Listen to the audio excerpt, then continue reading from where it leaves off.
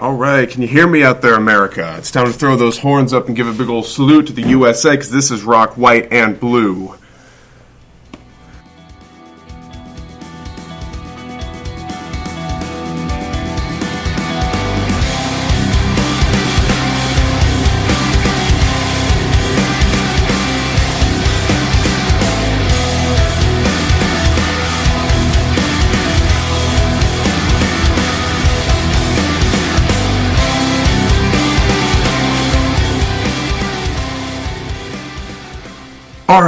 All right, welcome to Rock, White, and Blue. I am TC the Guitar Guy, your host with the most through the world of rock and roll here in America. All right, show of hands, who's a gamer? All right, those of you who put your hands up, you can put your hands down now because you feel extremely silly. This is radio, what are you doing? All right, well, in the world of gaming nowadays, you don't have to put your ear close to the wall to hear about Halo 2 Anniversary, because this re-release, actually, is the 10th anniversary of the original Halo sequel of the Halo original trilogy. More importantly, however, is the soundtrack, with contributions from Misha Mansoor of Periphery and the general legendary guitar god, Mr. Steve Vai. They've both contributed work to this new soundtrack. It was released with the game on November 11th, so it wasn't that far off at all.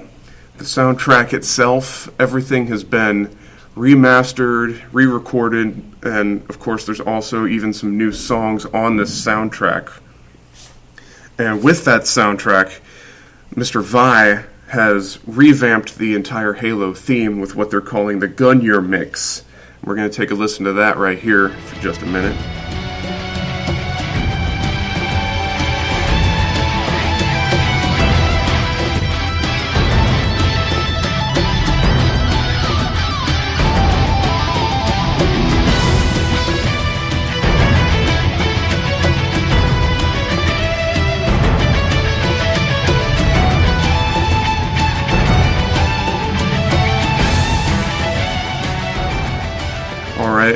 So if you're a snob of Halo music for some reason, you'll remember that on the original Halo 2 soundtrack, they had what was called the Mjolnir mix of the Halo theme, though that wasn't recorded by any famous guitarist, where on this one we have one of the great gods of rock and roll. But the main pony in our show today is Misha Mansoor. Now, many of you may be asking yourself, or asking me for some reason in an angry stupor, well, who's this Misha Mansoor guy? I don't know who he is.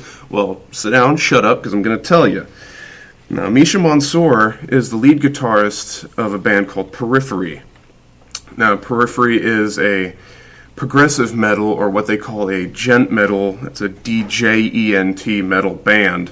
Why they spell gent that way, I don't know. Maybe it's because we do what we want. But they are currently signed to Sumerian Records. At this time, they've recorded all of their albums with Sumerian, including their third album that they're working on right now called Juggernaut.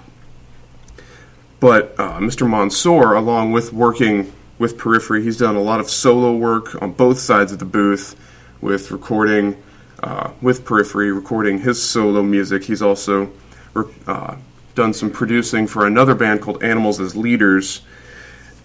And with that producing, Periphery has been no stranger to the world of gaming. In fact, a couple years back for the game Homefront, they managed to cover Metallica's War Song 1, which I honestly believe is superior to the original in every way possible. You can argue with me about that in the comments. But it looks like for the Halo 2 Anniversary soundtrack, 343 Industries basically called up Mansoor, it seems like, asked, hey, do you want to work on this thing? And it looks like Mansoor, being the Halo fan that he is, just said, hey, why not? I'll do this. And along with being no stranger to gaming, the boys of Periphery even have a task on Grand Theft Auto 5 that's been approved by Rockstar Games. But to stop straying from the path, You'll remember on the first Halo 2 soundtrack, the band Incubus, yeah, we all remember Incubus. Incubus recorded 4 what they call movements of the Odyssey. And they were 4 freaky long movements scattered throughout the entire Halo 2 soundtrack. And they were so trippy. It was almost Pink Floyd level trippy. They had deep space echoes, noises, distortion in odd places where you'll probably end up telling your mother about it. All instrumental. Then with that, they add some funky bass grooves over top of it. A freaking trumpet. They had a freaking trumpet in there. So many time signatures that you could shake all kinds of sticks at. But now with this anniversary soundtrack, Mansoor doesn't exactly get as many tracks as Incubus got. He gets 2 tracks, which are Breaking the Covenant and Follow in Flight. You'll remember Follow in Flight is, we listened to a little bit of that at the beginning of the show. We'll listen to a little bit of Breaking the Covenant here a little bit later. But it seems with these songs that his brand just completely fits with the feel of the game, with the spacey theme, with all of the ragtag, rough and tumble of the Halo feel of every single game. And with that, let's take a short listen to a little bit of Breaking the Covenant.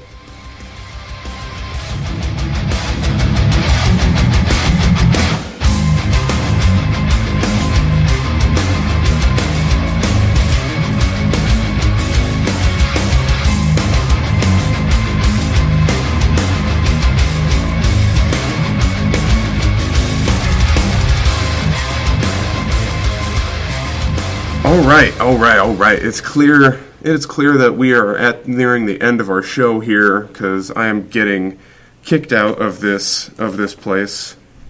But it's clear that when it comes to gaming, it and the world of metal seem to basically jump hand in hand into a pile of bad guys, and then proceed to completely murder all of those bad guys with high-powered rifles.